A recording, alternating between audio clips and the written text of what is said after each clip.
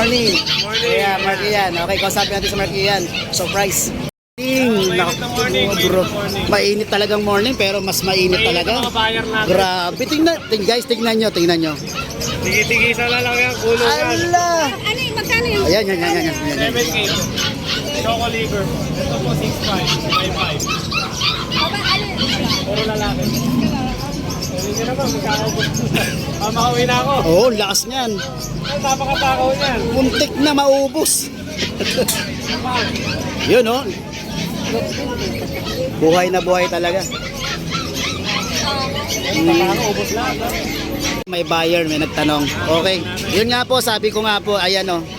Napakalakas kumain. Napakalakas kumain. Choco liver. Nag-iisa lalaki, 7K. Okay. Kunin nyo na, bago makuha ng iba. Oo. Ito pang isa, nag-iisa na lang din. 6.5. Naku, Choco, 6.5. mahogany. Yun oh. Ito, nag-iisa na lang din. Nag-iisa na lang din. 6.5.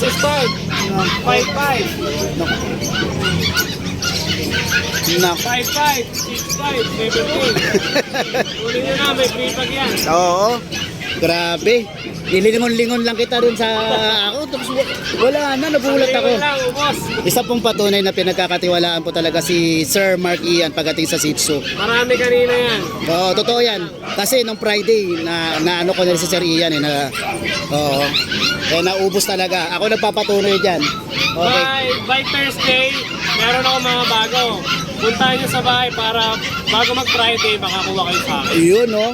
Puntahan nyo na lang po oh. Grabe. Okay. Nahiya ako. Nahiya ako kay Tita Ace. Okay po, ililink ko na lang yung Facebook account ni Sir Ian dito. Message na lang po siya. Magsa-shoutout lang ako. Sige, sir. Thank you ako kay Ma'am Iya Aquino from Binangonan, Rizal. Bukas po magde-deliver ako sa kanya ng Shih Tzu. May ano na yan? Di ba yun yung sinasabi mo may bully? May bully. Gusto niyo umorder din sa akin ng bully. Ay, naghanap po. Okay, salamat. Pili yung isang Shih Tzu ko ngayon. Napagkatiwalaan ako sa akin, nagpaparap ng bully kahit Shih Tzu hat. Okay. Hawak ko. Grabe oh. Wala akong masabi. Grabe, salamat Mark. Okay po. Salamat sir. Thank you.